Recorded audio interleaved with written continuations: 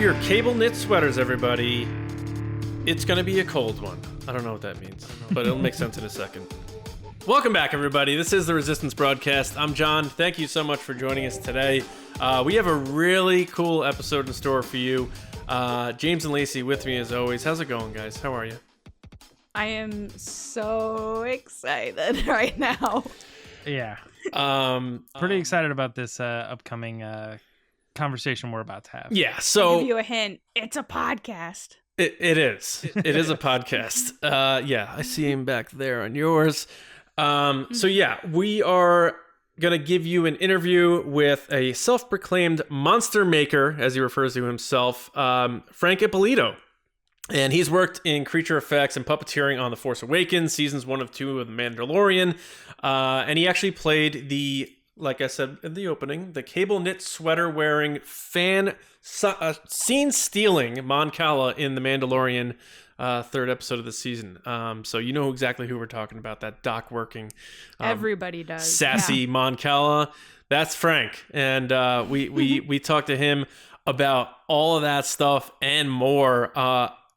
An interview I did not expect to be as rich as it wound up being, because we went beyond Star Wars with him, and it was so cool, right, guys?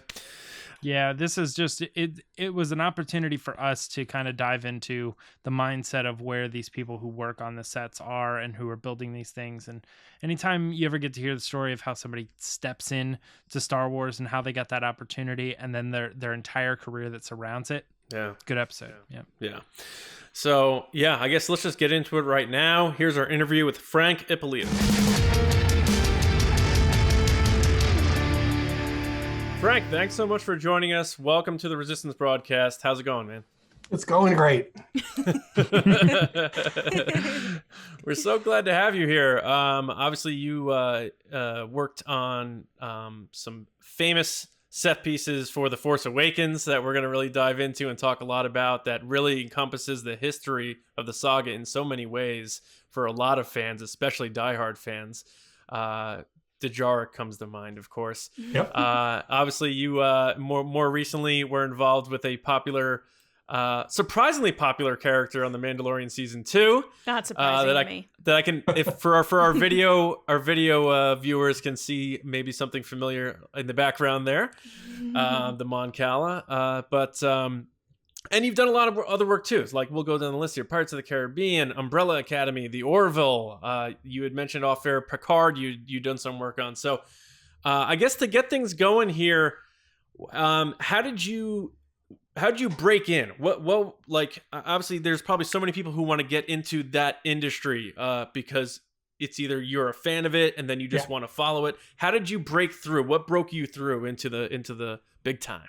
Well, I guess it wasn't really like a breakthrough kind of a thing. It was a long, slow build. I've never had a real job. I've always done this stuff.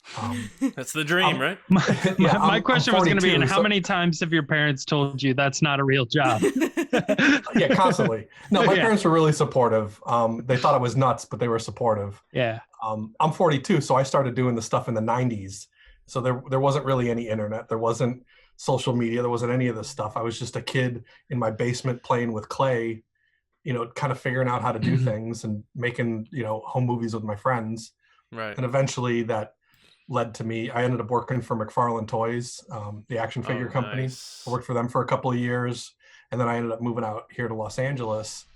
And the first movie I worked on was a movie called Reign of Fire. It was a dragon movie with Matthew McConaughey and Christian Bale and stuff. Right. And so to do those dragons, they made these like giant maquettes, these giant sculptures. Yeah. Not giant, they were small. They were maybe this big.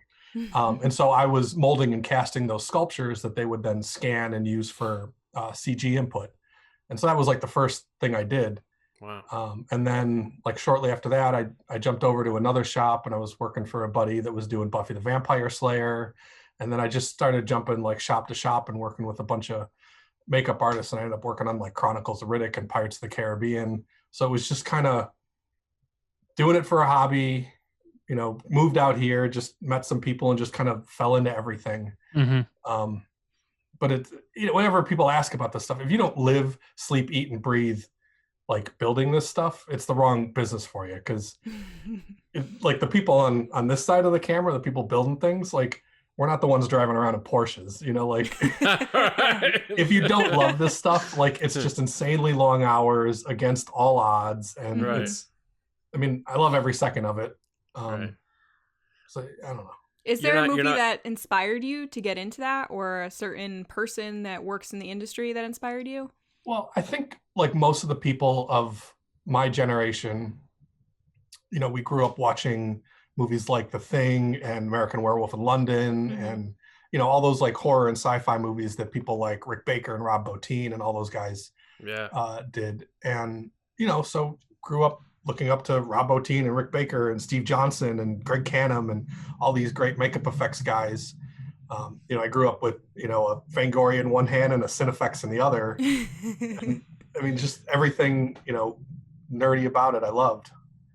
You had mentioned McFarlane, and I just remember because I am 38, so when those figures came out, like, and you know, all of us nerds were like, McFarlane actually got these things looking how these characters look. Well, what it was is he kind of revolutionized how action figures were made. Before Todd was doing the stuff, it was all, everything was designed to be like modular. Think about He-Man. Like He-Man and Skeletor have the same body. Like everything was kind of really simple. And Todd was looking at stuff and saying, well, why do all these model kits look so good and toys look so mediocre? So he hired all these model kit sculptors, people like Sean Nagel and Kyle, I don't remember Kyle's last name, a guy named Gene St. Jean. God, this is like 20 some years ago. I can't remember everybody's name. You're impressing me. I don't remember a guy I met last week's name. So you're doing all right. Well, these are people I worked with for a couple of years, and I'm totally blanking on a lot of their names. But he hired all these model kit sculptors and these people that were just on a whole other level and just started making toys different. He was making things out of softer rubber so that he could pull more, you know, detailed parts out. Cause like, think about your Star Wars toys. They're like kind of a hard plastic. Yeah. So you can't get a lot of detail because you can't have undercuts in the molds. Right. So by Todd making them out of a softer material, like the collectors were like, it like sags and it broke. And it's like, well, there's no other way to get like these highly detailed parts out. Like you have to make it out of a material that's got a little give and take. And nobody had done it before that. Yeah, it's so impressive because I remember when those came out, and I had gotten a few of them. I even bought the Metallica and Justice for All set that they came out with, which was like just like insane how detailed that was. Yeah, but I don't work on Metallica. I worked on the Kiss figures though. Well, Kiss is like always like the top shelf of rock and roll action figures, right? So. Yeah, I worked on those. The first ones that I worked on when I was there were the Austin Powers toys, and then I worked all the way up through the Samurai Spawn series. Wow, very cool. Oh, hey, wait! Speaking of toys, my buddy Hal made a little Cozy Fish Guy toy. No way! So that's cool. Amazing. So that's one of one. No, he made one for himself too. So one of two. Yeah. He saw somebody else made this, and he's like, "Oh, this is easy," and so he made a couple, and he sent me one. Okay, man. Frank is showing a custom cable knit Mon Cala from the Mandalorian season 2, the dock worker. Did you guys give that character an official name, or is it just still dock I made up a name that I put up on the Twitter, but I don't know if it's stuck, and I don't know if anything's official yet.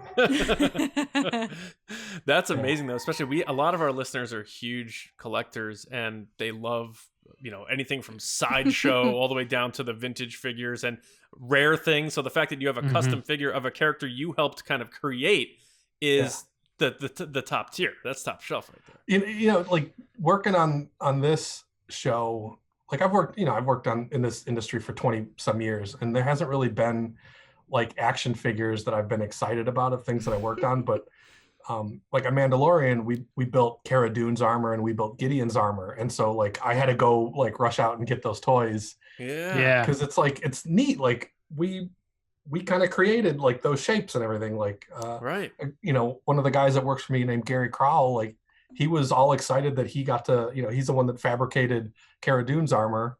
and he's like, I made a thing that is now canon, and Yeah. it's awesome. Yeah. Have you been like a lifelong Star Wars fan? Is it new to you, or was there? Okay, yeah, I didn't know if there was something like in particular that stuck out more so, like any other properties you've worked on that were more special to you than say Star Wars. No, I think Star Wars tends to be the one people go to. Yeah. Yeah, it's pretty high up there, that's for sure. I can't think of anything else that. Good, you shouldn't. Star Wars is the top. Yeah. You came to the right Don't place, say the Frank. other Star property. Yeah, no, I mean, I've worked on a bunch of sci-fi shows, and I'm, excited about them. I worked on 2 seasons of The Orville, and I may or may not be working on the 3rd season right now. Working for the only other McFarlane I know. Yeah, right? Right. I only know 2 McFarlanes in the world, and you've worked for both. Yeah. Seth's actually really fun to work with. We did a big revamp of the android's Isaac. We did a revamp of his costume on season 2. And Seth was like surprisingly easy to like make changes with and kind of give and take like what he wanted. And then we built this whole like spacesuit for him in season 2. Nice. I don't know. Like some celebrities are kind of a pain in the butt, and Seth was like super easy to work with. I'm sure. I mean, Great. yeah, he gets this reputation that he's pompous and stuff because how he kind of carries himself as his public persona. Yeah, but I think that that's a confidence thing, and it's such a fine line between confidence and arrogance. Right. And you're always going to find somebody that takes it in the wrong way. So Yeah, sure. What are you going to do? Yeah. So in terms of your work in Star Wars compared to other stuff, do you have autonomy to when you guys are building stuff for characters, or is it something like you have to bring something to Jon Favreau's team for approval, or are they like, hey, you do this thing and here's a couple ideas, try to just come up with that? Like, well, what's the process? It depends on what the thing is that we're doing. Like when we did Gideon's armor, we had like these gorgeous drawings, and they said build this, and so we built exactly what the drawings were. Okay. But then there was a time, do you remember the end of first season,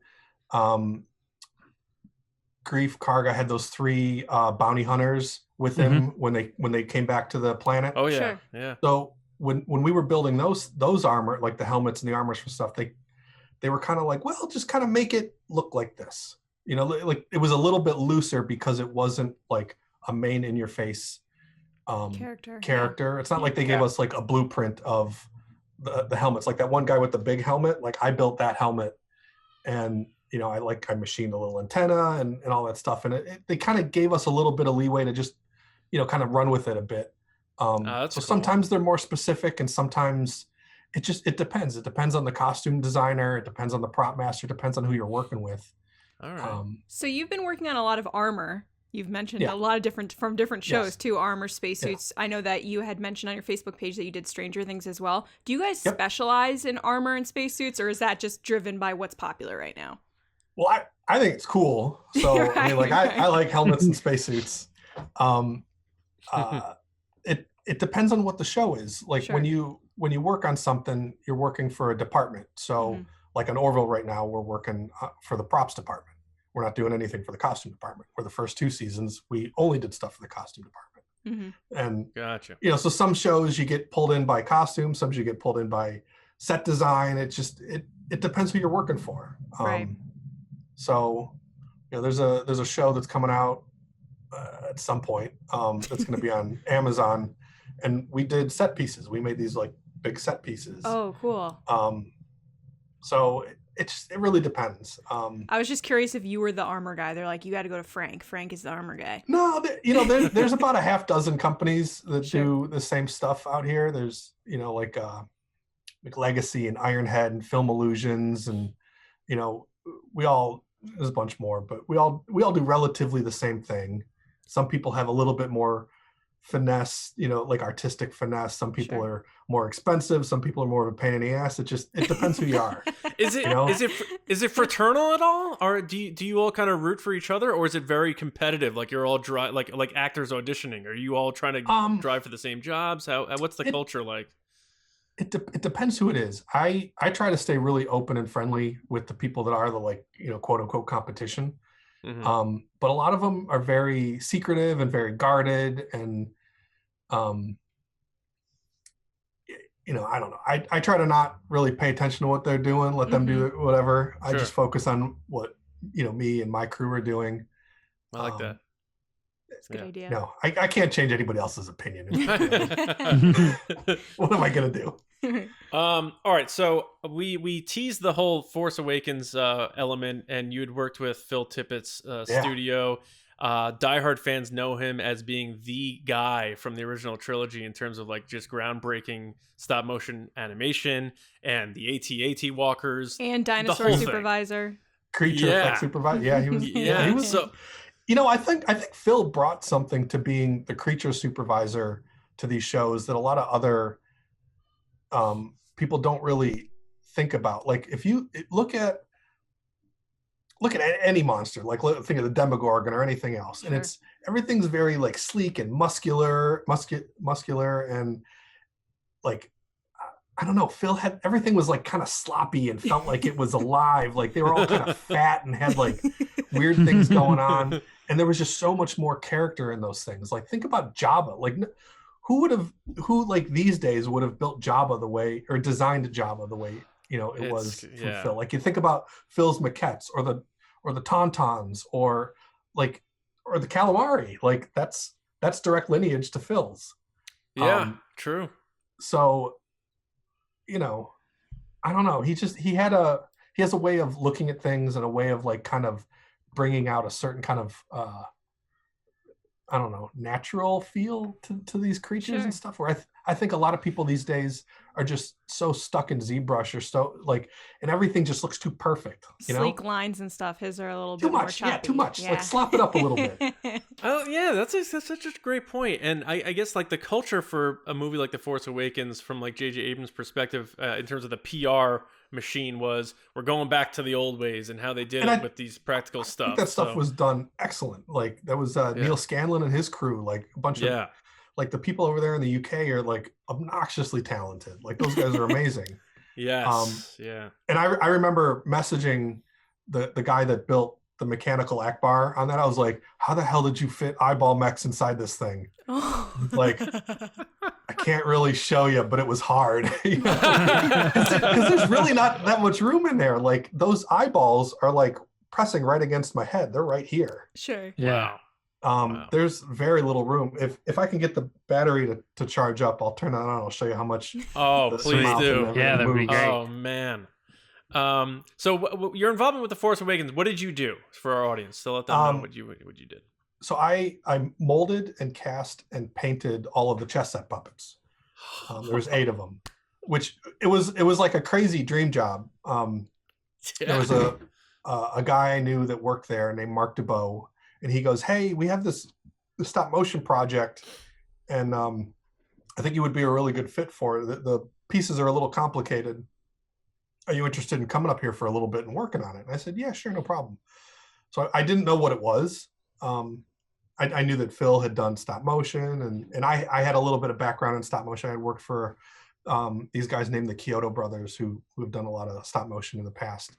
They're really known for the movie Killer Clowns from Outer Space. Oh my God, I remember they made that.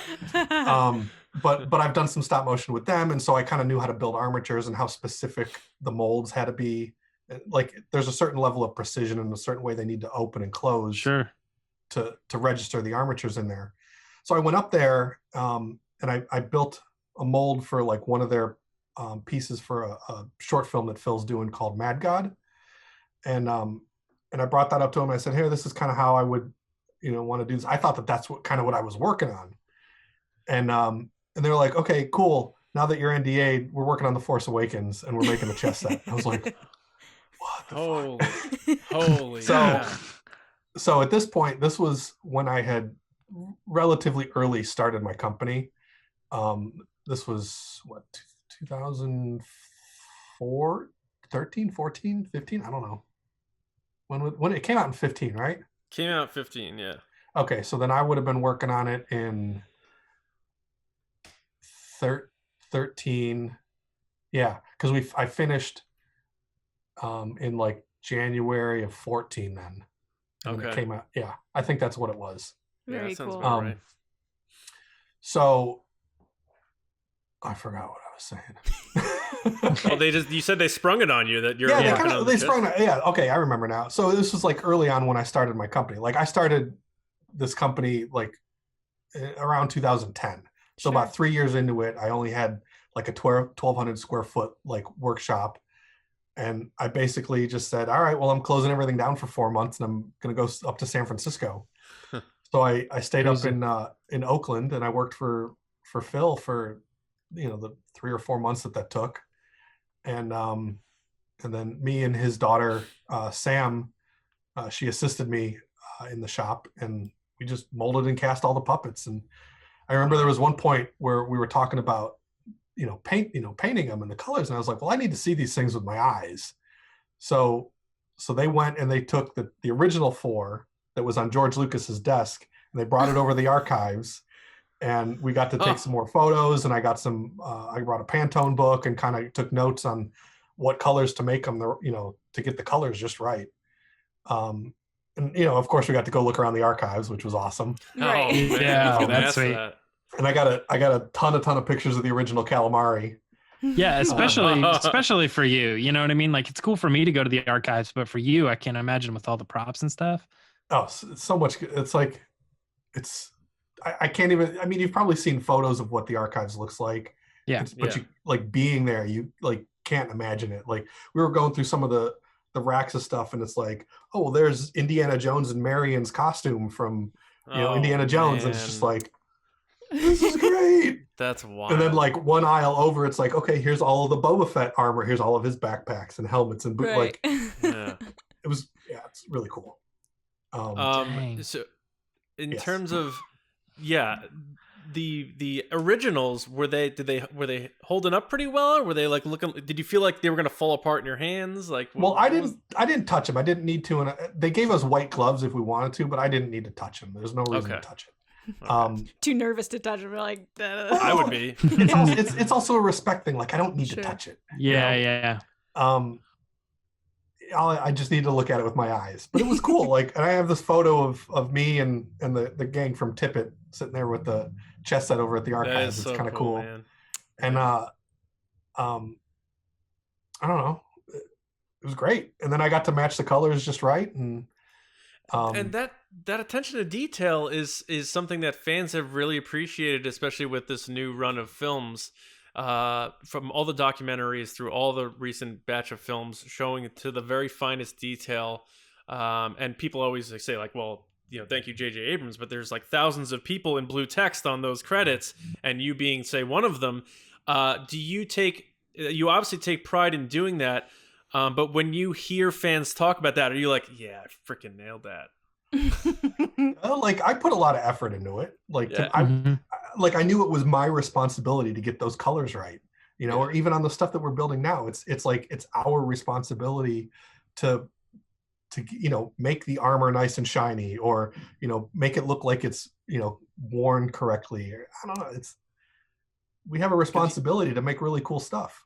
There's going to be those fans that are like, that wasn't yellow. They screwed the whole thing up. Well, the whole back and forth with what color the sweater was, blue or green. It was hilarious to me.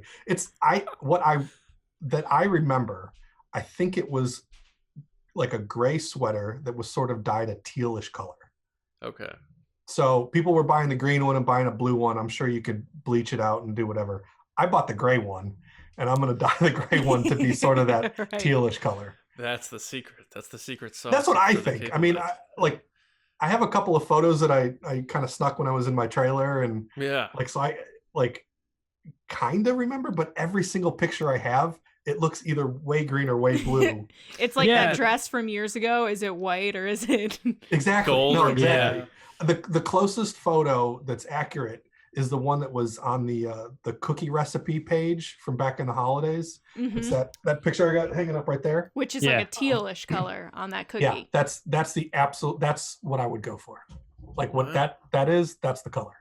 Because I was curious about that. When it comes to colors, sometimes too, like you can have something that in real life is like gray, but then like when you see it on the show, it's like you put a dropper on it, it's more blue because they've change the colors just for the appearance of the Filters and video. stuff, Yeah. That's part of like color timing a show. Like, they have to do that. But like that photo was taken. So when you go and you're in the costume, they go and they take you over to get photos for the archives. Mm-hmm. So you're, in front of a big gray backdrop, and they have you pose and, turn around and all that stuff. Then they 3D scan you and they do all those things. So that photo was from the archive photos.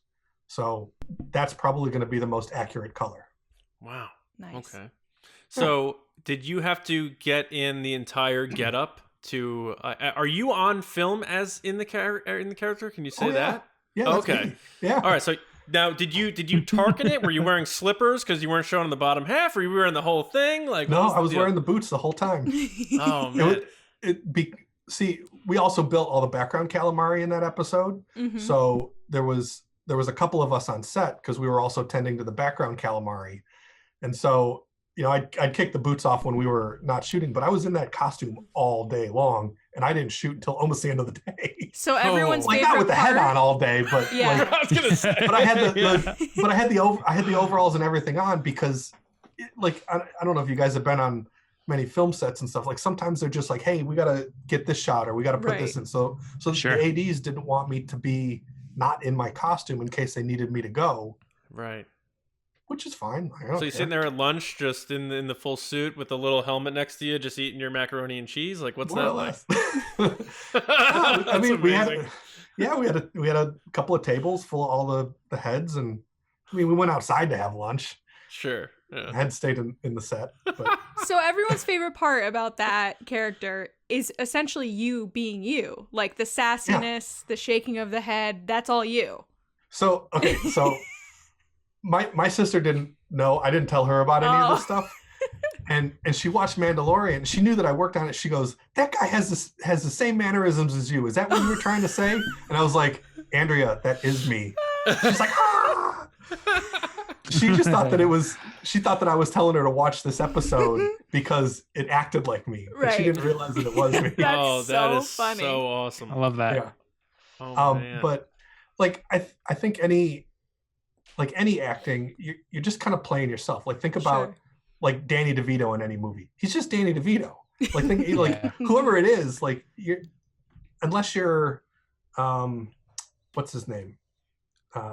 Who's the guy that was Even in Hercules, Danny DeVito was Danny DeVito. Yeah. Or you talk about like method actors like Stanley Tucci or like but those guys are still kind of them. There's not a whole lot of actors that you could not do an impression of, and you're like, oh, that's Jack Nicholson or that's like whoever. Yeah. Like they just are who they are. Sure. Yeah. So for me to go and be this character and to try and think of like to be something else that I was like, no, if this was me and this was some stupid client, I would just be like, oh, you're an idiot, like Yeah. and that's really what it was. And I like I haven't done a ton of like acting or anything like that. Like I've been in creature suits and stuff like that a couple of times, but I was really lucky on this. I called my pal Janina, who was Iden Versio in the video games. And I said, hey, we need an extra puppeteer. Do you want to come puppeteer with us? She's like, hell yeah, I'm in. And so when we're doing it, like I was, I kind of ran my lines with her and I was like, well, like, how do I do this? And I kind of bounced stuff off of her. And so she was super helpful with kind of guiding me on how to just be myself. Like, well, what would you do? Like, there you go. Well, that's literally what everybody latched onto because you were like the hit of that episode outside of obviously the big storylines, but like you were everywhere, still everywhere.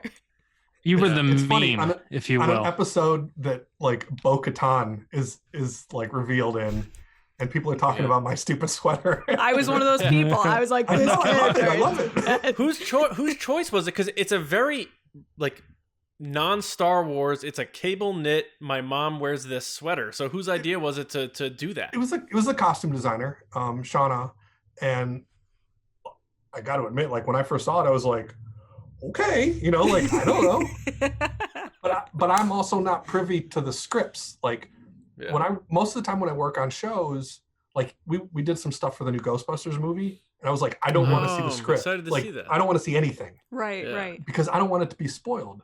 And not that Mandalorians out there sharing scripts, but like I didn't want to know anything about anything beyond what I need to know to do my job.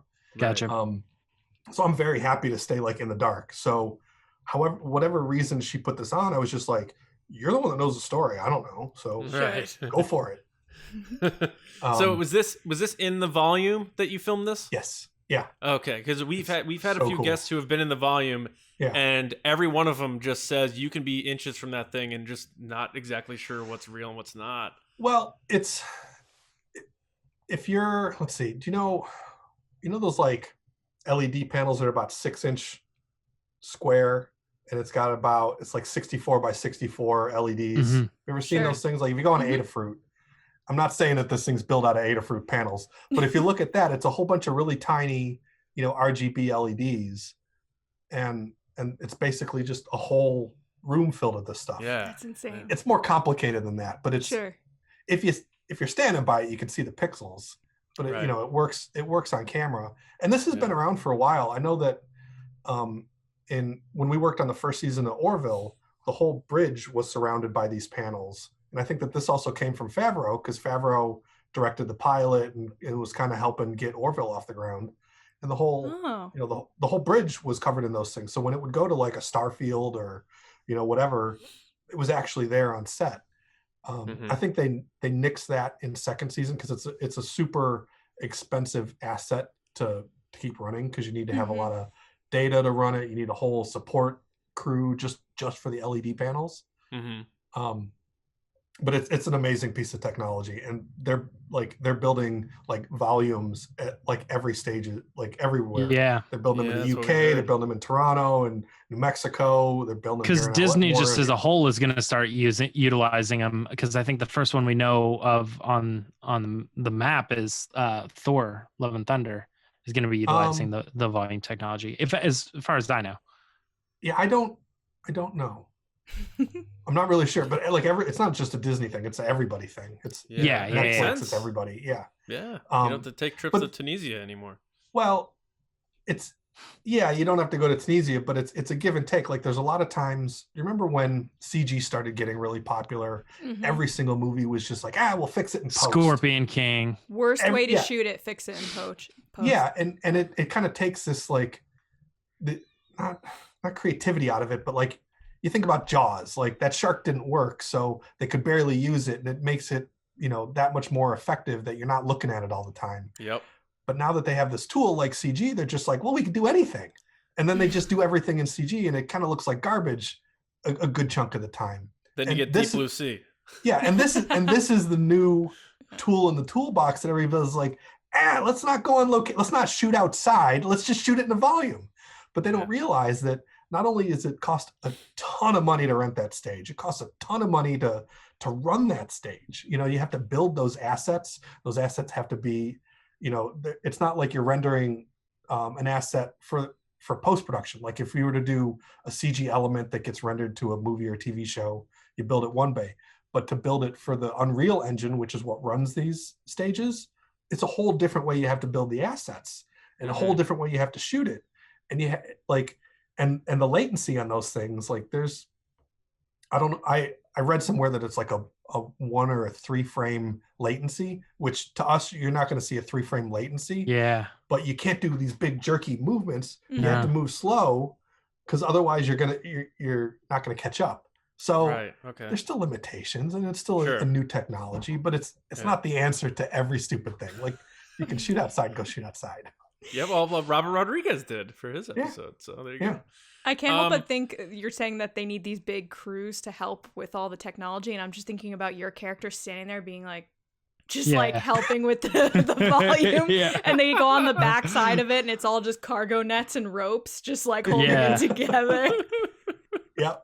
No, I love that. I love that there's still like a place in the world for like the old school practical stuff, and like we're still building things. I was so excited to see your character. I was like, yes. Calamars are like my absolute favorite alien, like period. So have you ever seen where the people point out all the calamari in the in like Return of the Jedi, and they're like they have no clue what they're doing in the background? They're just like pointing at screens and they're confused and they're walking around randomly and stuff. Yeah, that's awesome. It's like, ever since somebody pointed that out to me, it's difficult to watch that scene the same way, because I used to be invested in like Akbar and what's important, and now anytime he's on screen, I'm like looking behind him, like trying to look at fun stuff. Yeah, that's great. It has. So can you explain to us, because I'm sure a lot of fans have replicas and they kind of get the idea of what it's like being inside of it in terms of what's the experience, and in terms of temperature, comfort, visual, all that. Well, anytime you're wearing a creature suit or a complicated costume or something like that, you're going to be uncomfortable. Like, there's no two ways around it. Okay. It wasn't too bad. Like, it got kind of sweaty. The only place you could really see out of is the nostrils. And so, if you watch that making of on Mandalorian, there's a couple of shots that people sent me screenshots of me holding a fan right to their nose. And that's because that's where we would give air to the performers. Oh, wow. So we had these little fans that would just blow air into the nostrils. And that's where you see out of the nostrils, and that's where you get your air from. Wow. So there's no fans in there or anything like that? There's no room in that head. Like, as much as it's like a big bulbous head, by the time you get the whole top of the head is servos that control the eyes, the nose, the mouth, and then the lips. So That's crazy. So like the jaw has 2 servos, and then there's a servo for the top lip and the bottom lip, and then the eyes go up, down, in and out, and then blink. And then, for our audience who doesn't know what a servo is, because I do. Well, if you're listening to a Star Wars podcast and you don't know what a servo is, you got to go get your nerd license rechecked. How do you what triggers each thing? Like what makes each component work? What do you mean? So I make the eyes blink with this. I make the mouth move with this. It's like it's a little motor that's got a little pull rod, and then it's just the motor just kind of pushes it or pulls it or moves it. Okay. I don't know how to explain it. It's somebody else controlling it though, off screen, right? Yeah, like do you control it? Are there people off on the side doing it? Like, how many people are involved bringing you to life? Cool. Two people. Does that control the DeLorean too? Yes. Yeah. So this one was eyes. See how it's like kind of floppy? Yeah. So that way you could kind of move the eyes like really naturally. They didn't like spring anywhere. Right. And then this one was the mouth. Or maybe I have it backwards. I don't remember now. So I think when John I turn was it on, saying, I'll let you know. if you're in the suit, do you puppeteer it, and you don't? No, it's someone from the side. That's why I needed Janina to come help us, because we needed 2 puppeteers. So like later on in that episode, there's another calamari that's in the like restaurant or cantina or whatever that they're in. Yeah. That one, me and Jeff puppeteered. Jeff. Oh, that guy is a jerk. Yeah, Jeff is the mechanical designer that designed all the animatronics in here. And then wait, who's a jerk, James? What are you talking about? Not him, the character. You made it sound like Jeff was a jerk. I was like, who's Jeff? What?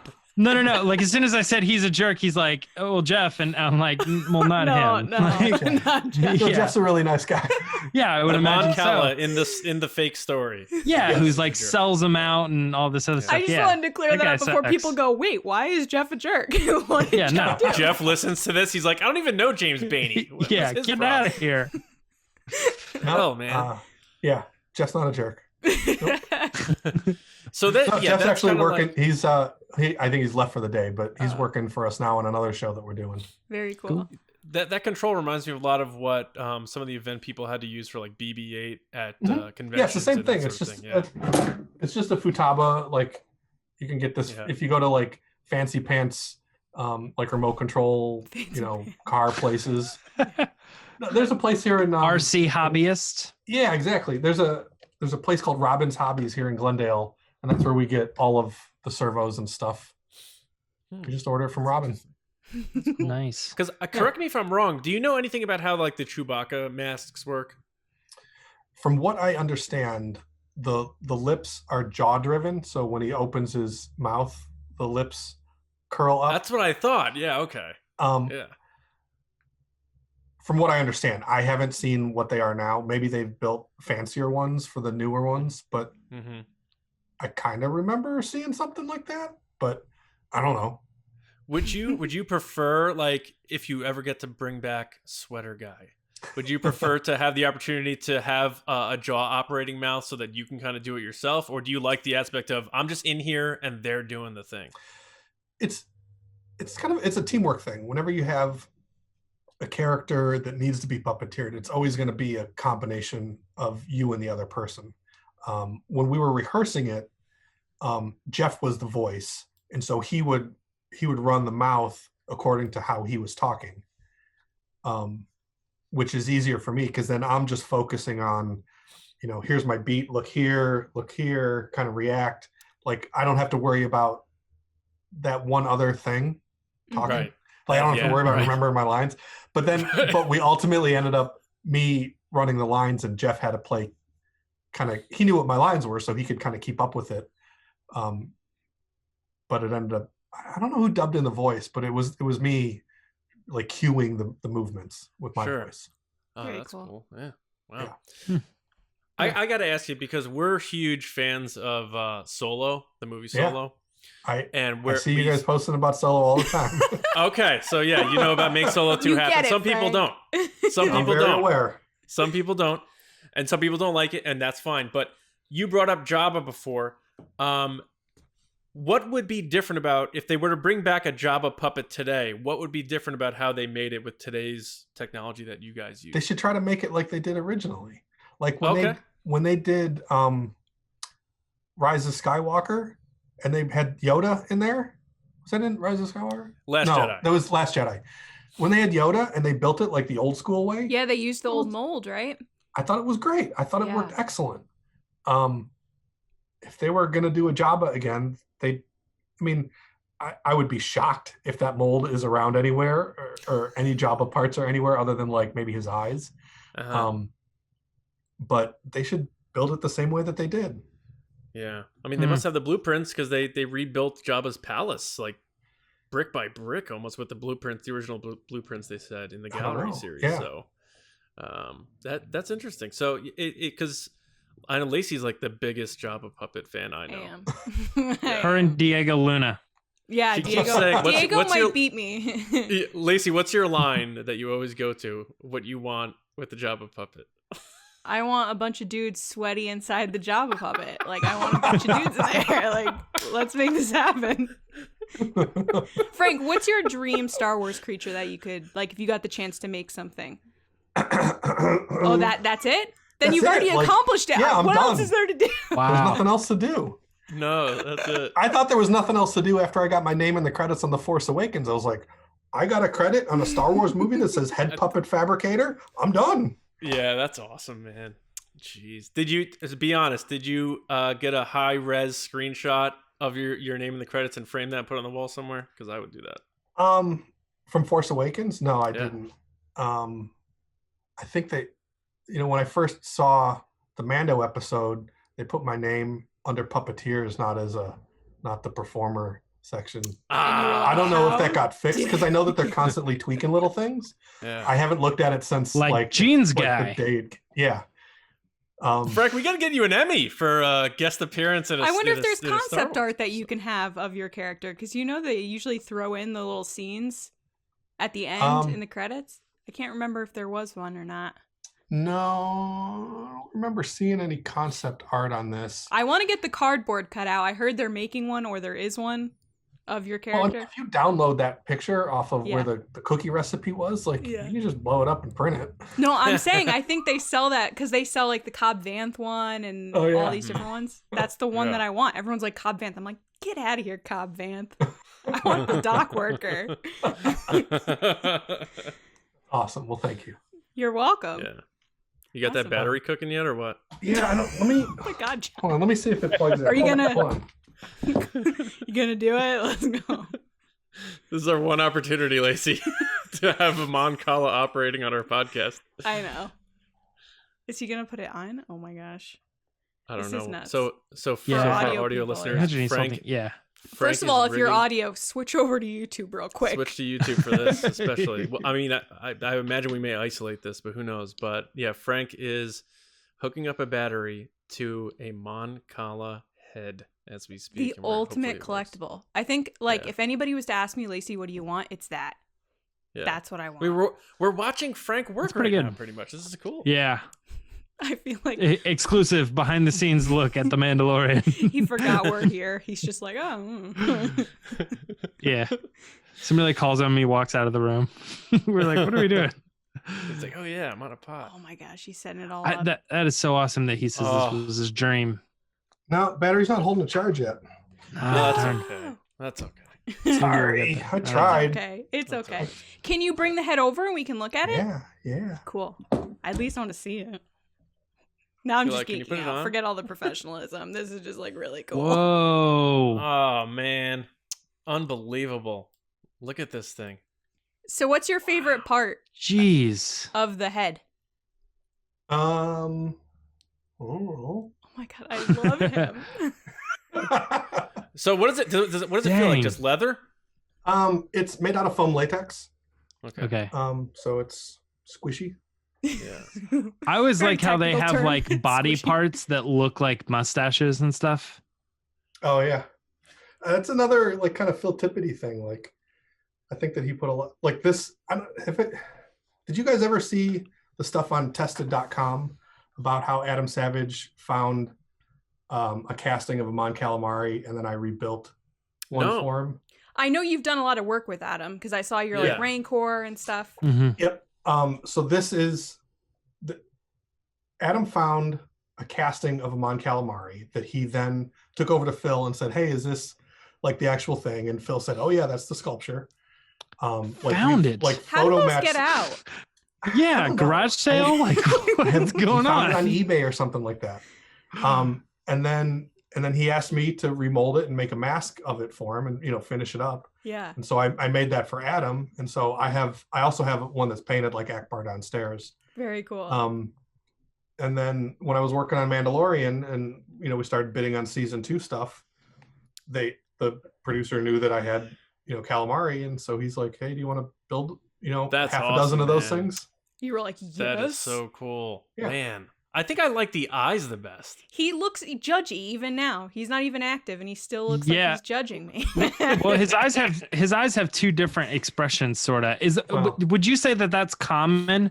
Or is it always the same? No, Symmetrical. they're supposed to be the same. I think that they kind of That move is so cool. eyelids. Oh, I hear Oh, it. yeah, I yeah, hear it. Yeah. You have to oil those my things up. gosh, it's so crazy. And the jaw moves, and then his nostrils move. But yeah, that's those two nostrils. That's where I see out of. That's the fan part. That's the craziest That's thing. my 'Cause eye that's like holes. that's like the old Halloween costumes that you had as a kid with two little slits where you can look through. Like that's wild. Wow. Yeah. I've never geeked out this hard on the show. I am so excited right now. So are you claustrophobic at all? No. Yeah, I was gonna say you can't be if you're in those things for like Yeah. 8 hours a day or He's 10 just hours like, a day. Yeah, that's amazing. No, it does take somebody that kind of knows what they're getting into, like Sure. to play a creature. Like as much as it sounds like fun to be in a creature suit or play an alien or a creature, like it's hot, it's uncomfortable. If Yeah. it's something that's like more heavily makeup effects involved, like getting in and out of makeup is uncomfortable. Like I watched a behind the scenes thing around Christmas time about the Grinch with Jim Carrey, and like Mhm. that he said it was like torture going into the makeup and Well- being in the makeup and stuff. I was like, that's crazy. coming from being in the makeup industry, like my first Yeah. 10 years out here in Los Angeles was mostly as a makeup artist doing special effects makeup. Mhm. The guy that was responsible for doing the Grinch makeups, it was done through Rick Baker's shop, but a guy named Kazu was the one that was applying Jim's makeup. Jim is very tough to deal with, and Kazu, like it kind of ruined Kazu for a long time. Oh no. Hmm. Like Kazu's like the sweetest, like nice little Japanese guy. All behind the scenes like, people, by the way, are the ruined him. nicest. Everyone that I've Not ever all of them. well, all the ones I've come in contact with have been so nice. But how do you ruin him? Like his confidence, you mean? He was so hard to work with, and like, why would you sign up for a show like The Grinch where you're going to be in full prosthetics every stinking day, and then get paid $1 gajillion, and then you make it hard on the person that's making scale, through the union, like.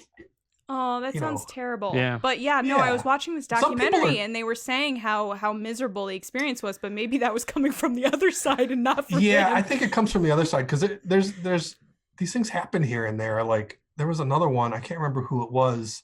There was an actress that was complaining about the makeup that she had to wear. And it's just like, what are you, an idiot? Like, don't sign up to play a character that's got makeup head to toe. Like, and then you complain because it's uncomfortable because it takes 8 hours to put your makeup on. Like, what do you think's going to happen? Now I want to find out. Star Wars, you're like, I hate squid, and you're like, I want to find out who did his makeup for the mask to see if there's continuity here with Jim Carrey. There was a guy named Greg Canham, I think, did the mask. I don't recall any horror stories about that one, but Jim was younger then, so maybe he was a little less. Yeah. He didn't have to put those giant yellow contacts in his eyes. That's what I think would drive me crazy. Because I'm not a glasses or eye person, but every time I think about how big that thing is, I'm like, that would be miserable. Yeah, that's tough. I mean, and not to say that it's valid for them to complain, or it's not valid for them. I mean, it is uncomfortable and it is challenging. But that's what you're getting paid all kinds of money to do, is to put all this junk on. He signed up for it. No, you're totally right. And I actually think he got $2 gajillion for that movie. Yeah, exactly. Right. If it was just $1 gajillion, I get it. Yeah, it's understandable. Gajillion. So on Star Wars, did you get to interact with Misty at all? Frog Lady? Because you guys were like the hits back to back.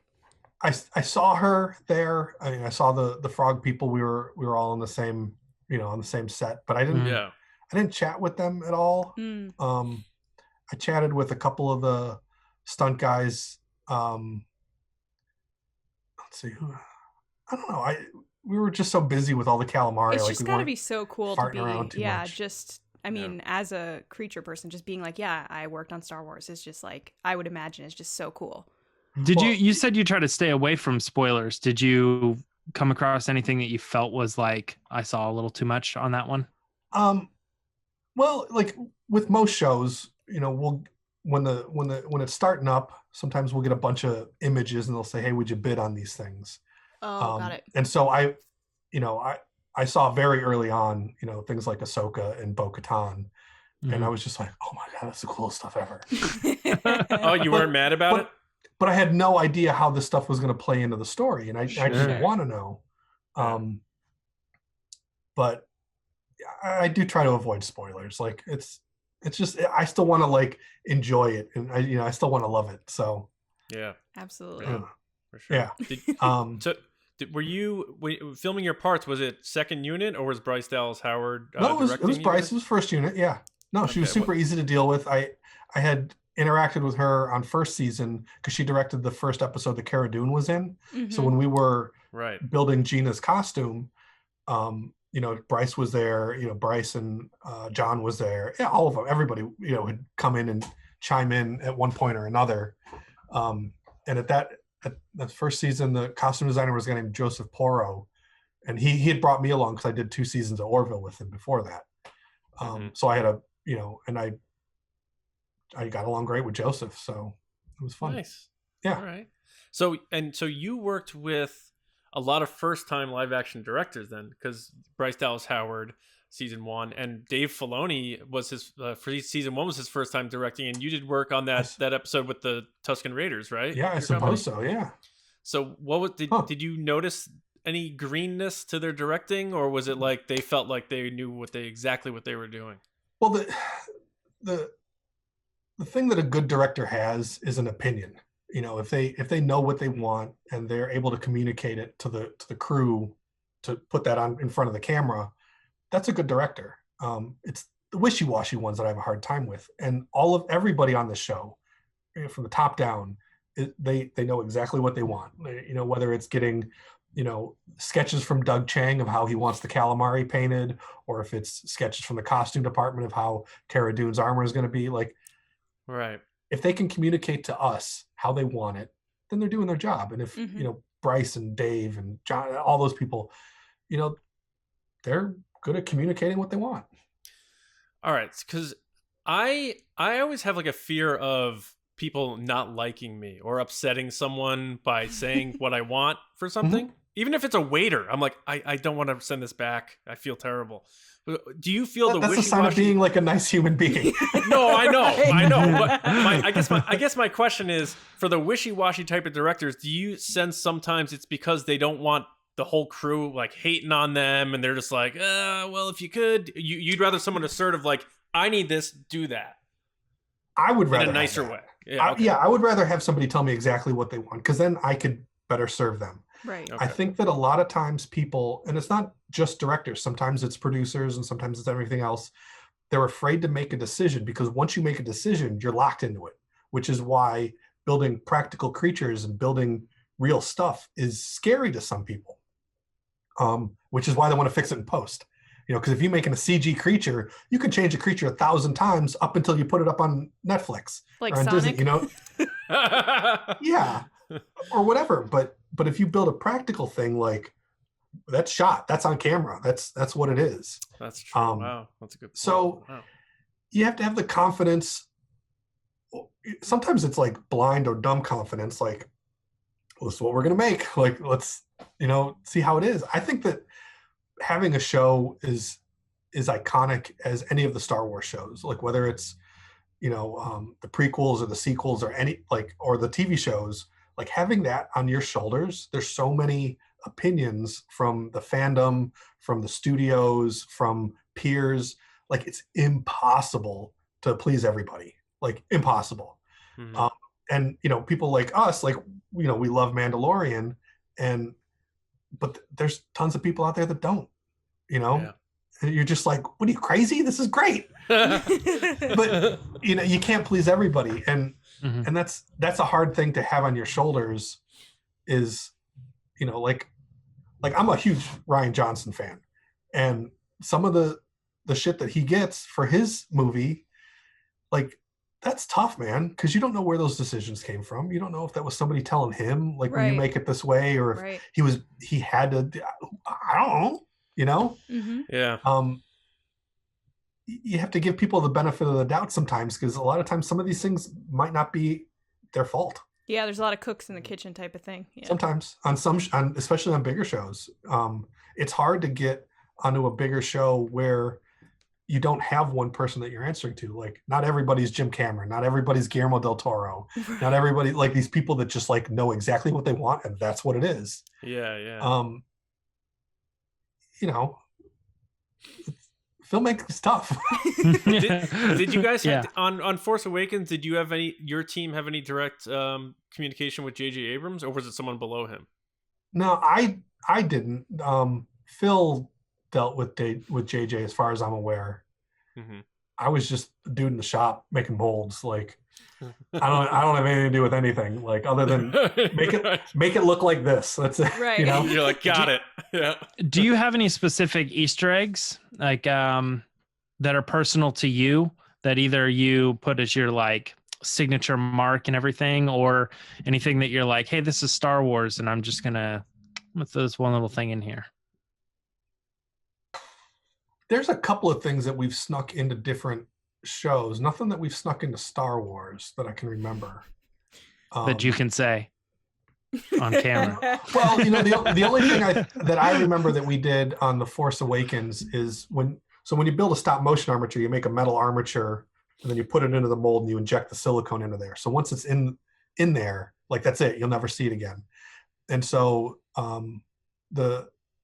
we all kind of wrote little notes on the armatures before we encased them in silicone. That's fun. And like I put my dad's initials on there.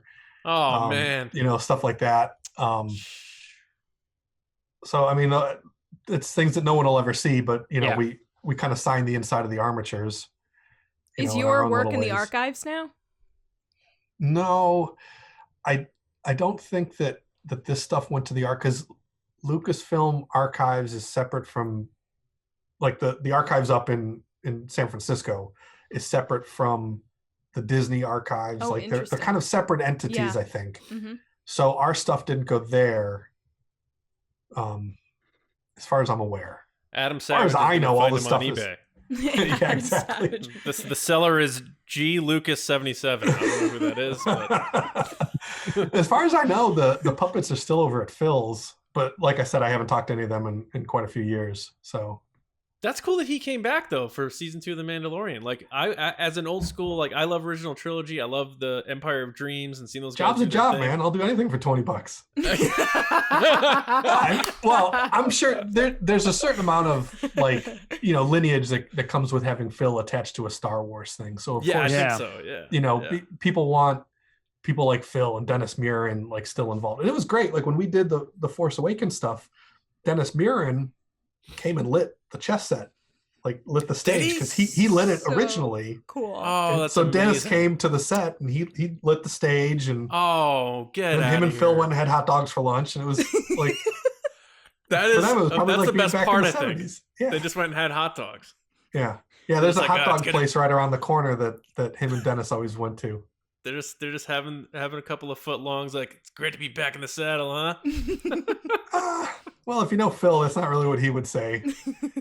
What are these guys like? Are they very blue collar in that sense? Like, what's their Phil is very much an artist, and he's not one for the fandom or like he just wants to make things. He just wants to make what he wants to make. Like all of this stuff is like whatever,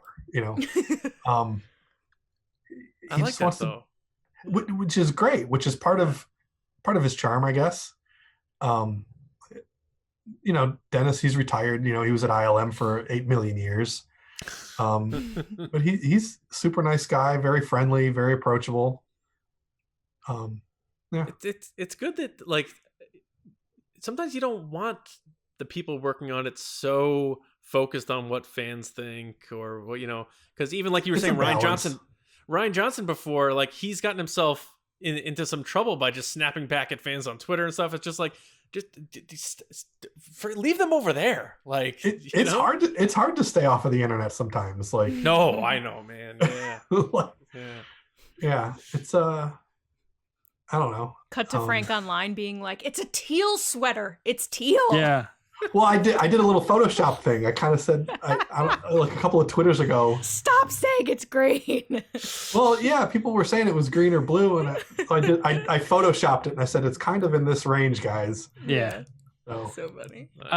So I mean, we've talked a lot about the different things you've worked on, including Umbrella Academy, Pirates of the Caribbean, all this other stuff. What is a known property that you haven't touched that you were like, if I had the opportunity to ever work on blank, that might be another type of how I work on Star Wars. It's not the original Star Wars, it's the new Star Wars, maybe Jurassic Park or something. I'm not sure. Well, I can't say Marvel. Yeah. I can't say any of the Marvel stuff. Okay. I'm not allowed. Oh, okay. Okay. We didn't even mean to tap into that. Yeah. No, that's okay. No, we haven't really done very much stuff on Marvel shows. We did tiny bits of a couple of things. But Marvel and superheroes and stuff like that, like is something very specific. That's really great. I'm a big fan of Tron. I would love to get a crack at working on Tron. These two. You don't know what you just stumbled on, man. Yeah. Me and Lacey are big Tron people for sure. And we're trying to get John to watch it. He's like in another world. I haven't seen Tron yet. Great. Don't kill me. Yeah. Oh, it's great.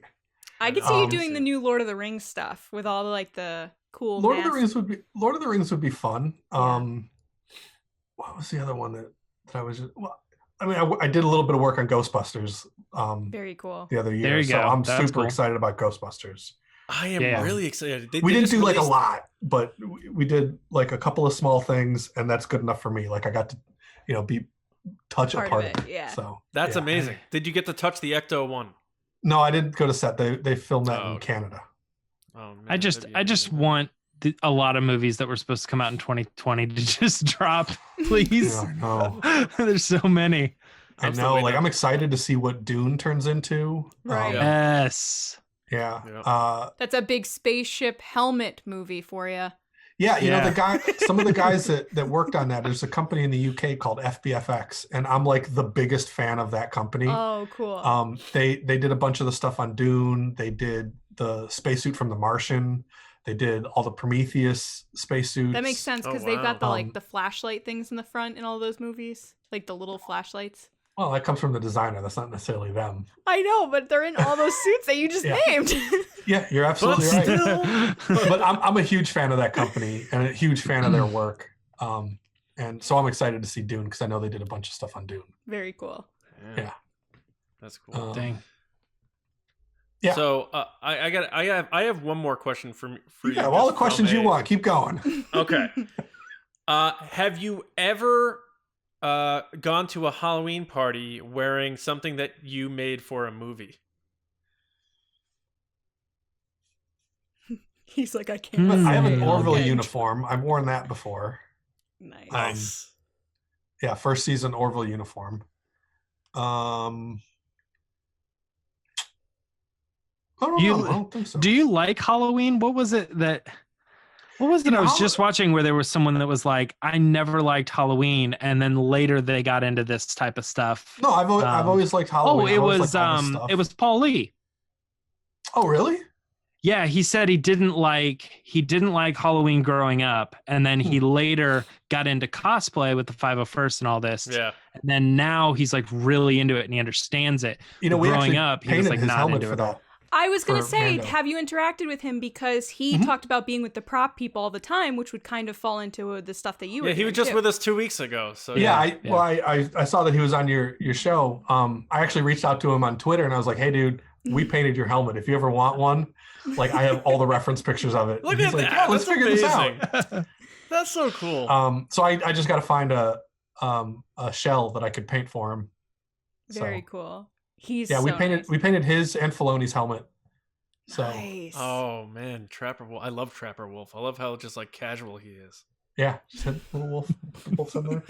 That's so cool, man. Yeah. So now, like post-pandemic, this Halloween, you're gonna go to a party as sweater guy, Mon Cala sweater guy. I don't know. You know, I'm actually looking forward to when the world is open again and we can go to Dragon Con, and then we'll get a whole group of sweater guys together. That's cool. Nice. That is so cool. That's what I want. I want the Dragon Con comfy, cozy sweater calamari crew. Yes. That's what I want. Have you guys been to Dragon Con before? I have not. I've been to like everything else but Dragon Con. Our friends at Star Wars Explained keep telling us we got to make it down there because there's a big Star Wars crowd that goes there. It's like the cosplay mecca. You know, every convention has, you know, cosplay at it, but there's nothing like having 4 hotels and that's all it is people dressed up and partying. That is cool. I've heard. Like it's really fun, and for me it's super like inspiring to go see all of this stuff because everybody puts so much effort into all these costumes, and they'll have a different costume every day or sometimes multiple during the day. And I remember going through there once with a buddy of mine. I'm like, you know, I haven't seen a Wreck-It Ralph yet. And we go around the corner and there's a Wreck-It Ralph. Like they literally had like everything that you can think of is there. And every like little moment out of a show is there. Oh man. You know, you just got to find it. It's super cool. What's the coolest cosplay you've ever seen a fan create? Oh, there's a lot of good ones. Yeah, I'm sure that's pretty loaded. I don't know if I have a coolest. I don't think I can put my finger on a coolest, but for me, it's always the large ones, like a Rancor or something like that. Yeah, those are fun. A lot of times, people they build these big things that don't have all the little gaps closed up. So it's like instead of focusing on like building just like a bunch of big shit, it would be better to build something a little bit smaller that you could actually manage and finish it all really nicely. Mm-hmm. Like I remember seeing one year at Dragon Con, there was like 2 or 3 Gundams. There was like an RX-78 and there was a Zaku and like all this stuff. I was like, oh my God, these things are like excellent. And they weren't like giant, but they were like, you know, people-sized Gundams. Yeah. And they were gorgeous. So like the big ones are cool, but a lot of times like they fall a little short because they get the proportions wrong or they move kind of clunky, and that's where it falls apart for me. there was a bunch, like for forever, there was a bunch of people making Reinhardts from Overwatch. Mm-hmm. And I think the best one that I saw was by these sisters from Chicago called, their cosplay name is the Egg Sisters. Like, that's the best Reinhardt that I've seen. I gotta look this up. Yeah. I loved your Palpatine that's on your website. Oh yeah, we built that for it was at New York Comic-Con, but it was super cool. Yeah, I think Battlefront. Yeah, we built it for the video game stuff, for the messenger droid. Oh right. Yeah. Yeah, it was so cool. Oh, the Sentinel? Game. Yeah. Yep, we built that. That's awesome. It was we built Holy that. cow. Yeah, when I was doing a lot of videos with Tested, they got approached by EA to do a couple of things for that game. Which I love that game.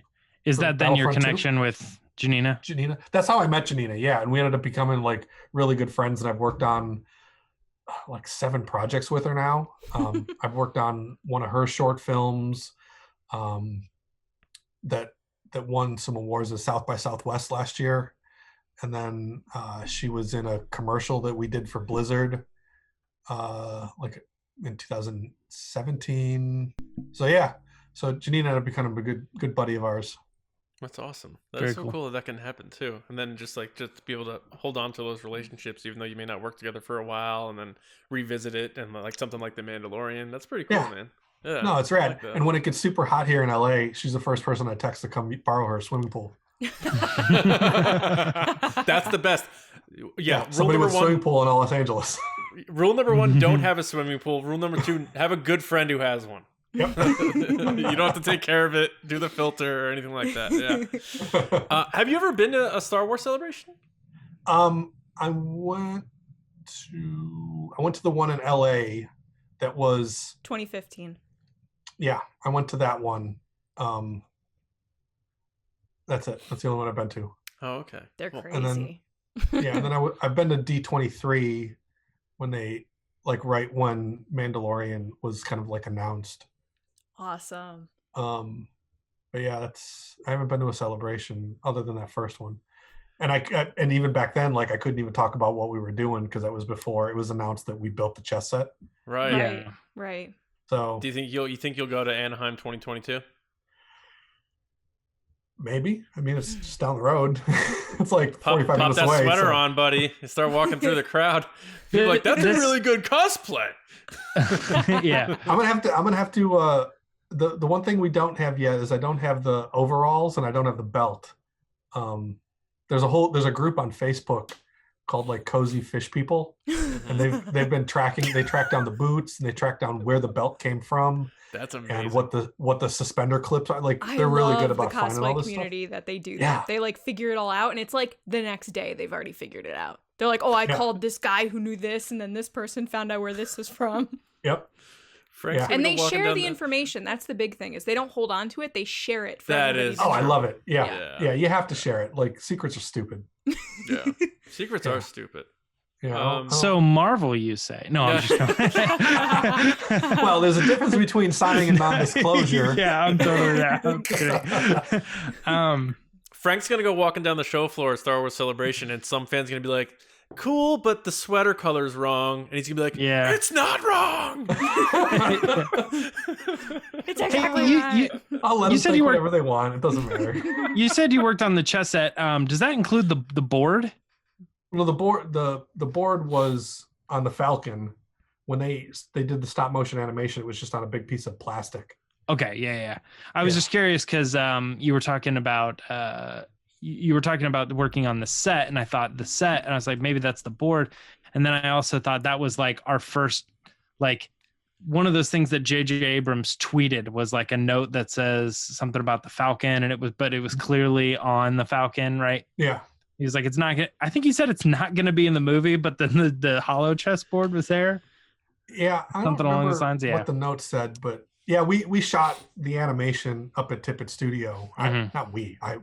They shot it. I was just standing there. Yeah.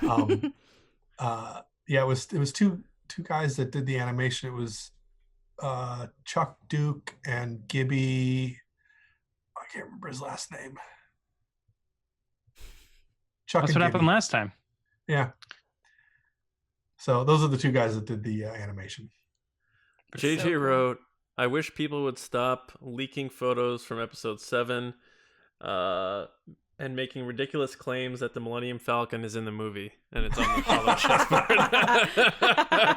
That's awesome. That is awesome. I forgot about that. Oh, that's perfect though.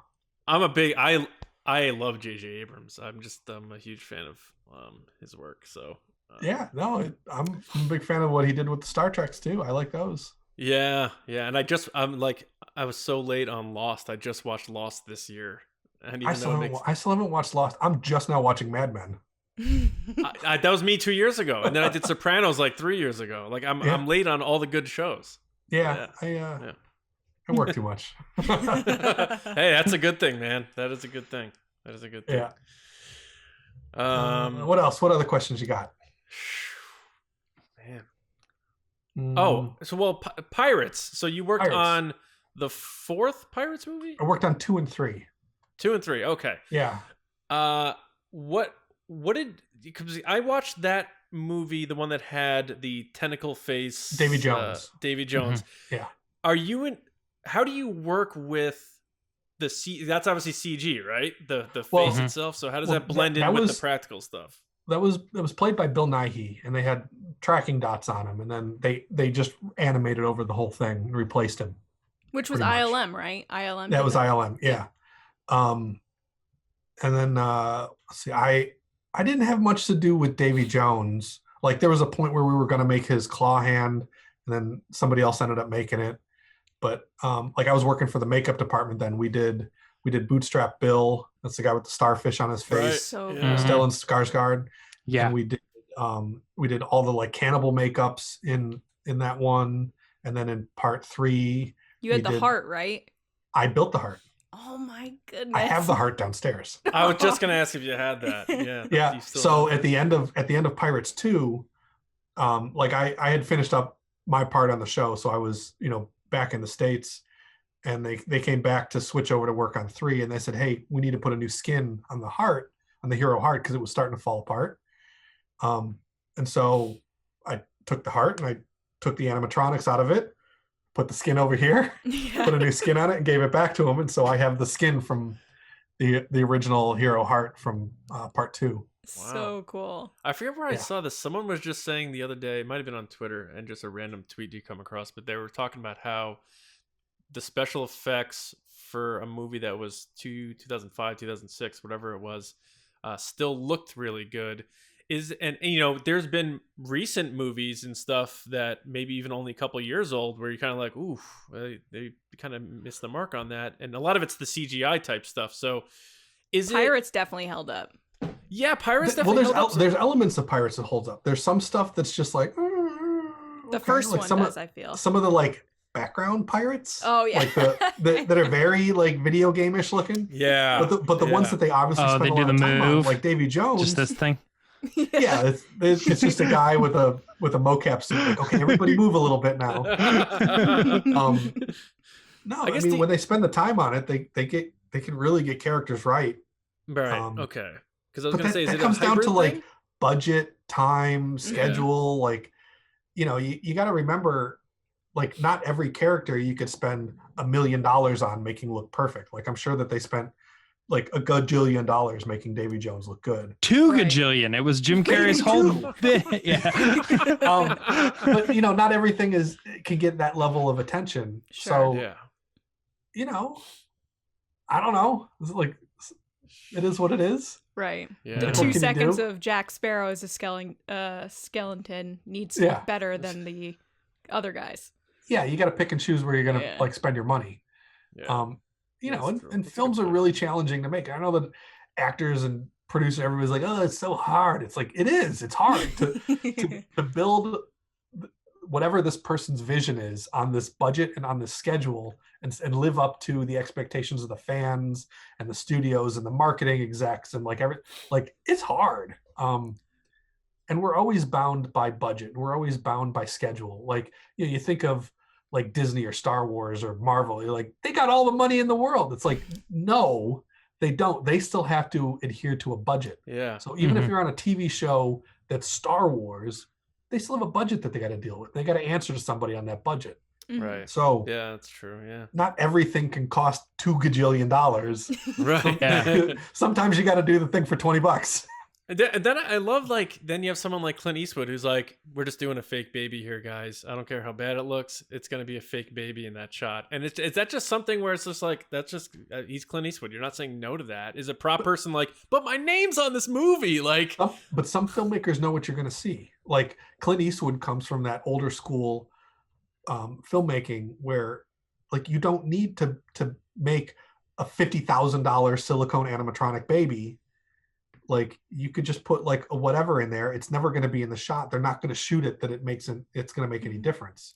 Yeah. So if you have, it's like, like when we said before, going back to good directors, like a good director knows what they want and know what they're going to see. Like somebody like Clint Eastwood knows what he's going to see in the editing room and say, we're literally never going to see this. Don't spend any time on it.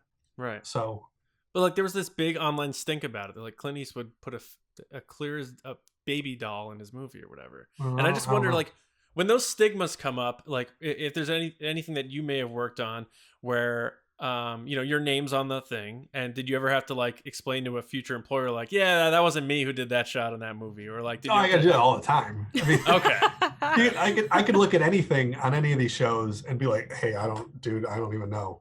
Like we built the Scout Trooper costumes on Mando 1. Oh no! And for everybody Sudeikis and Adam Pally.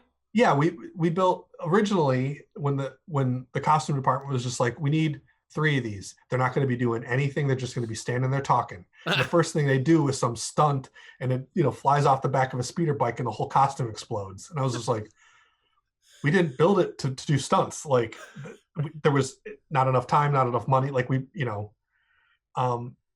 and they slapped a baby. There was that too. Well, the slap of the baby. But the thing that I get, I sort of go like this about is the knee pads were upside down. So, oh no. So like 501st says that the knees are supposed to face a certain direction, and the set, I don't know if it was set costumers. I don't know if it was when they put it on, they're like, it'll be more comfortable the other way around. It doesn't matter. But the knees were on upside down. I could totally see that happening, being like, oh, it's more comfortable if it's this way. it is more comfortable the other way. Oh. Why is that? I don't know. Because, when they built them for Return of the Jedi, they made them so that they look a certain way. And that's it. They're not worried about, and you don't know what happened on Return of the Jedi. Like, there could have been the costume designer saying, no, it needs to go this way. We don't care if it's comfortable or not. Like, have you ever worn a set of Stormtrooper armor? That shit ain't comfortable. I've never known. I haven't. Yeah, it's fun trying to walk upstairs in Stormtrooper armor. I don't want to. I'm just picturing armor pinches on the back of your legs. Like, it sucks. Like they're not designed for mobility. They're designed for visual. Yeah. So yeah, the Scout Trooper knee pads are more comfortable the other way around. I'm just picturing like when they originally made them, they made them for comfort, and then somebody on set thought it looked cooler the other way.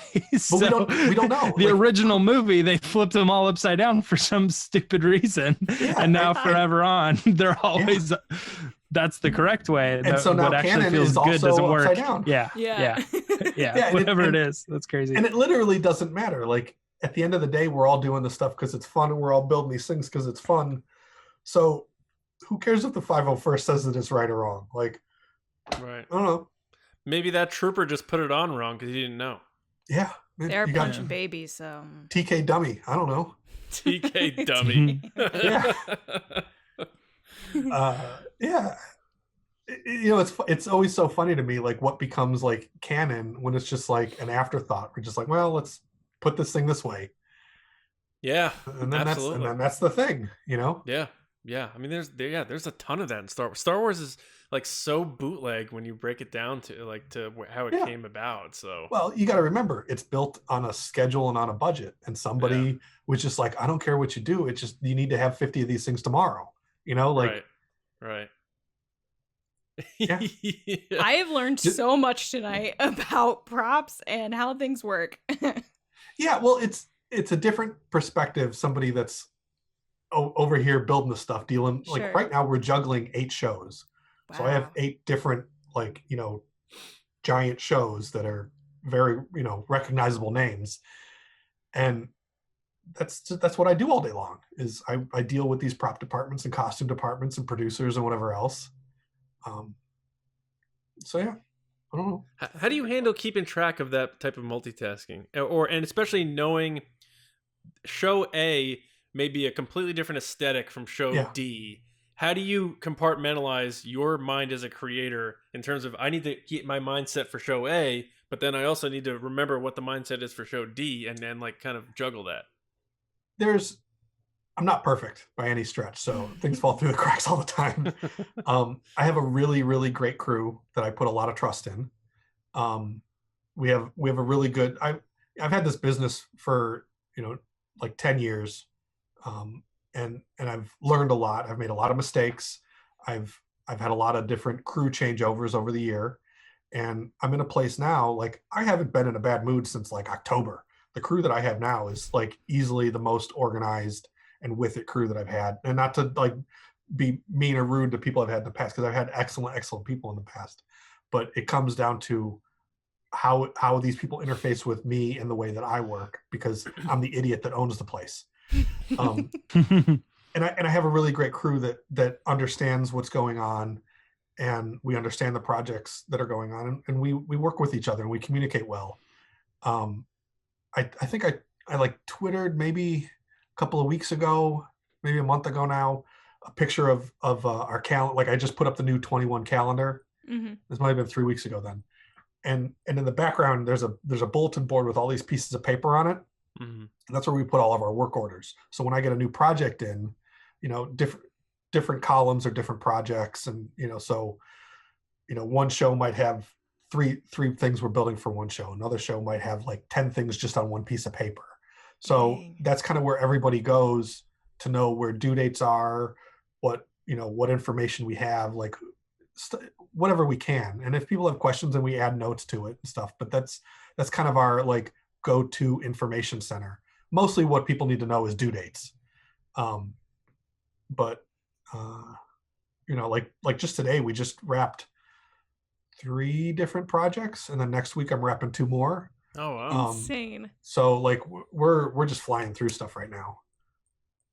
Do you find it easier is it an industry where you have to learn technological advancements, or has it been pretty much this? Oh, okay. So every day I'm learning something new. Okay, that's cool. All right. Now, absolutely every day I'm learning new softwares. I'm learning new work protocols. Like right now, the big thing that I've been learning the past couple months is how to program DMX controlled lighting. DMX I know how to do that. Do you? Well, yeah. I just learned how to map LEDs in Elm, mm-hmm. and we're 2 of the props that we're building right now are like heavily DMX controlled, and so I've had to kind of teach myself how to program it and how to like wire it correctly, and different encoders and all that stuff. So, I work at a speaker and electronics company, and I do their YouTube channel. So I tend to, I have to learn in order to teach people how to do some of that stuff. Well, we're using on the one that I'm programming, we're using NTech DMX controllers. Mm-hmm. The one thing that I'm building right now, which is due next Friday, it's got 8 universes in it. Yeah, that's crazy. LEDs. Yeah, in one prop. That is so in one prop. In one prop has 8 universes. That's ridiculous. John and I are like, yeah, you're like, it's just James is like, no, what? It's just like get really good at math. No, get ready to be good at math. Yeah. I was just like, that sounds like a lot of universes. Yeah. Have you been busier during the pandemic? Because a lot of industries have been affected, especially Hollywood. But I feel like with production and stuff, you guys have probably more time, maybe because people have time to think about it, or no? No, you would think that when the whole industry was down for 10 months, people would have gotten their shit in order. We come back and they're like, well, we still don't know what the designs are, and the script is changing, and it's just like, what did you people do for 10 months? They're on Zoom calls figuring out how to unmute. Yeah, like if I were an exec or a writer or a showrunner, I would have had like all my scripts in order, all my design. Like as soon as we're out of pandemic land, like let's go. And yeah, it didn't work that way. What, like right when it hit, like I remember like in early March, we started losing, we started having clients pull out for this event called E3. It's a big video game. Yeah. So we were supposed to do a bunch of like really cool stuff for E3. And then we started getting emails like, hey, we think E3 is not going to happen. That was so the big thing to start. Yeah. And so I remember putting a post up going, anybody want to buy a special effects company? Like, like I was just like, what is happening right now? And then everything shut down. And because I have nothing else to do, I would still come into work every day. Like there was nobody, it was a ghost town for like 6 months, but I would just come in, and we had gotten one job there's a video game company called Gearbox. They make the Borderlands video game. Yep. They had given us a job right when it started. And so through the whole pandemic, I just worked on this one Gearbox job. Like, this is the best work I've ever done. No, I leveled up on 3D modeling, and I built all these things on my CNCs. And because the world isn't back to normal yet, we still haven't even finished the job. But there's not really a deadline now because they don't have it. There's nothing that we can do with the stuff that I'm building. I have to be very vague because what I'm building is really cool. No worries. But yeah, so it was like kind of nice to have that job to focus on during the whole pandemic. Yeah. So I was here by myself like every day for those 6 months working on this thing, and I built the first one. We're building 10 of them. Oh wow! So I built the first one, and then now we're like slowly putting together the other 10. And because there's no deadline, we do it kind of in between all these other like rush, movies and TV. Yeah. And then, eventually we'll be done with it, but it's kind of nice having like a client like that. Like I love doing stuff for the video game industry because sometimes it is like these really long, like we kind of don't give a shit deadlines. They're more understanding. It's kind of fun that way. Yeah, and it's nice to have a creative thing to work on during this time. That's what the podcast has been for us. It's like something to do that you can focus on. Yep. Yeah, good constant. Yeah. I stopped doing my podcast right around the Frank, pandemic. why? I used to do a podcast with a guy named Len Peralta. It was called Creature Geek. We did almost 100 episodes. And then right when the pandemic hit, I was like, I don't even care. I don't want to talk to anybody. Oh my God. Bring it back, Frank. Bring it back. Here we go. Now I'm back on a podcast. Yeah, at least get it to 100. What are you stopping before 100? Come on. I don't know. It doesn't matter. I'm not keeping score. So, Frank, what? Because we're probably gonna wrap here soon, but whatever you want. What brought you? What made you want to move to? What drove you to move to LA? Like that's where the work is. I know, but like, it's always that whole thing. Like everyone fails out there. Like you're gonna go out there and you're gonna fail and you're gonna go back home. I don't know where you're from, but Cleveland. Oh, okay. Well, James is from Ohio. Yeah. All right. Dayton. So was it the cliche? I'm packing up the car and I'm driving out to LA. Like, what was that experience like? And for anyone else out there who wants to get into it, who's thinking about doing it, should they just go for it? Like, what's your inspirational? I made the decision and I packed up my car and left 5 days later. Good for you. I was just like, no, I'm gonna go do this. And then I was lucky enough to have a couple of connections, and I was lucky enough to have parents that supported me. My first handful of years out here were financially tricky.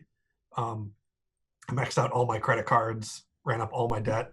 I thankfully was able to pay it all off on Pirates, but nice. Like, it took a while. It took a while till I was able to do that. And then, I didn't have debt until the stupid pandemic hit. So from Pirates all the way up until 2019. That's good. Wow. I'm sure things will get better. I'm sure it will. You sound crazy busy. Things have been very pleasantly busy since October. Mm-hmm. And the stuff that I know that's coming up and the things that are going on right now, like even if it slowed down a tiny bit, like I would be fine because we're in a good spot. And I'm happy. Like it, man. Yeah, absolutely. I just want to be happy. Like I could give a shit less about all this other, like, right. I want to be able to tinker down in the shop, and I want to be able to like have a good time. It's, I don't know.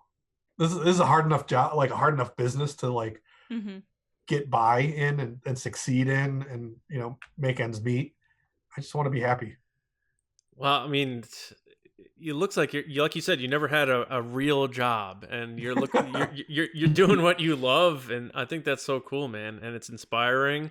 And I know our listeners are gonna geek out about everything that just went down, especially the Mon Calamari mask. Like I did. So.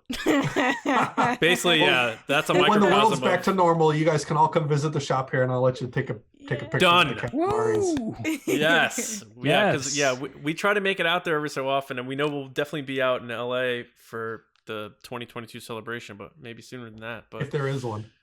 Yeah. Hey, we need that celebration, man. Yeah. You guys have anything else for Frank? I mean, No, thank you for giving us your time. This has been so awesome. So cool, man. And we'll have to have you back. And I don't think I said anything bad, so you don't need to worry about editing anything out. No, you were great. Now, is there anything you want to plug for our listeners to check out? I know you have your website is thingeryinc.com, right? Thingergy, yeah. I'm sorry. It's okay. Thingergy. I'm the one that came up with a stupid name like Thingergy. So believe me, if I could think of another name that I didn't hate, I would change the name of the company. Anything else you want to plug that our listeners would be interested in checking out in terms of your art or anything like that? Yeah, I kind of come and go on social media and stuff. I think I'm a little bit more active in posting like pictures and fun stuff on Twitter these days. Nice. There's, we have our Instagram, like the company has an Instagram and I got one. And then Thingergy's got like the Facebooks and blah, blah, blah, all that stuff. But all right. Come on, man. I don't know. I mean, if people want to look at the stuff and think it's cool, that's rad. If, that's rad too.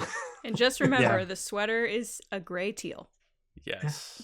I think that's how I would do it. You're on record now, Frank. Yes, tealish. Yeah, Frank, thanks so much, man. We really appreciate it. And open door to come back anytime. This is a blast. Yeah, we'll have to think of something else I could talk about one of these days. Well, you're going to do more work, and then you're going to come back and talk about all the other cool stuff you've done. Yeah, I'm sure that'll happen. So open-ended. Yeah. Maybe not. Yeah, Frank is so casual. I mean, stuff other than Star Wars stuff. I'm happy to talk about other stuff too. Yeah. Hey, we definitely go on plenty of tangents, and our audience, nerd culture is nerd culture. People like Star Wars, like pirates. They like all the other stuff too. So this is awesome, man. Yeah. So thanks so much, Frank. Yep. No problem. Thanks for having me. So there you have it, folks. Obviously, let us know in the comments what you think about Frank.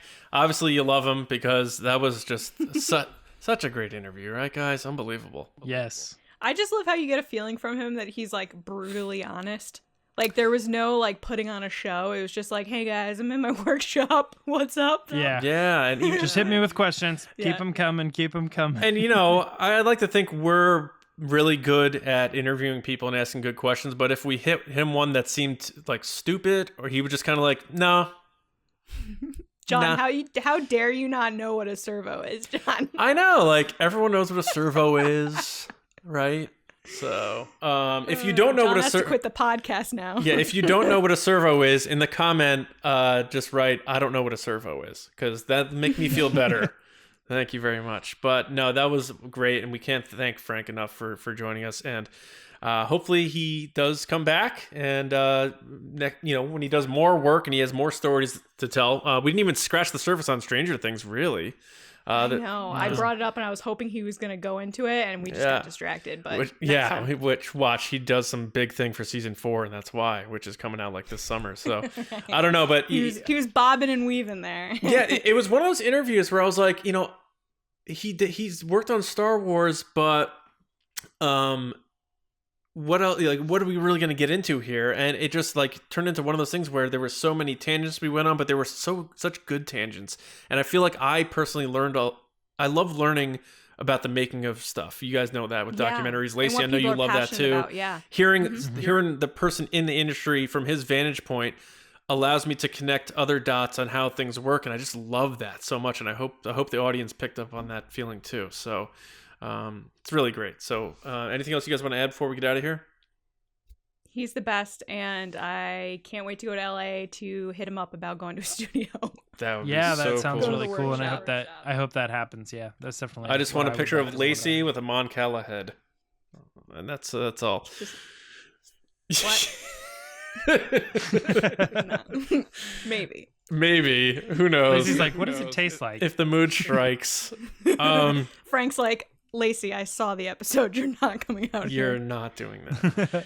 No, we want to thank everybody for checking that out, listening, watching. Hopefully you watched, because there was a lot of visual here. If you did listen on audio, I recommend also checking it out on YouTube, because he showed us the Mon Cala mask right in your face.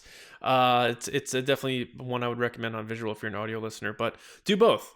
We'll take the double views, we'll take the double views there. But make sure either way you do subscribe to the podcast on your preferred podcast platform, or of course YouTube, youtube.com/Star Wars Newsnet videos. Go to StarWarsNewsNet.com every day for all of your Star Wars news, reviews, editorials, information, and more. Patreon.com/Resistance Broadcast if you want to support the podcast. Tiers start at just $2 a month. We have a lot of content we put out there for you. You probably see our teasers on Twitter if you're on Twitter. 10 mini episodes a month. We have a lot of new commentaries coming out. Mando commentary coming soon for Chapter 2. A lot of things, but we want to say a special thank you to our Patreon generals, Carmelo, Andrew Staley, Jeremy Myers, Neel Shah, David Probus, John Risi, Micah Harrison, Jetta Rosewater, Michael Gaines, Bethany, Russ Harbison, Kendall Gelner, Paul Olsen, Jake Houchins, Jeff Connary, Oliver Lewis, Dave Hornak, and Val Trichkov. Thank you all so much for all of your support. And anyone else who wants to join up, we really appreciate the support. You keep us going. You keep our quality growing. You keep us adding new shows, new ideas, and we can't thank all of you enough for supporting us over there. That's pretty much it. You can find me on Twitter at Johnny Hoey and StarWarsNewsNet.com. James? Twitter and Instagram at Myra Trunks. Lacey? You can find me on Twitter and Instagram at Lacey Gilleran. Geeking out about Mon Cala heads. I knew you were going to make fun of me for it, so I didn't say it. No, come on. I love that you love Mon Calas. Are we doing a secret word at to close this one out? It was, you already said it, right? Oh, you want No, to you do the just said thing, put in the the comments. thing about the thing? Yeah. All right. Lucy's sweater squid boyfriend. What is it? You can add that one. Lacey's sweater squid boyfriend. That works for me. All right. We hope everyone has a great weekend. Everyone's going to tag Frank in that, and he's going to be like, what is going on? He's going to be like, all right, that's the character's name now. Oh, no. Sweater squid boyfriend. No, enjoy your weekends. We thank you all so much, and we'll see you on Monday morning with another episode right here on the Resistance Broadcast. See you around.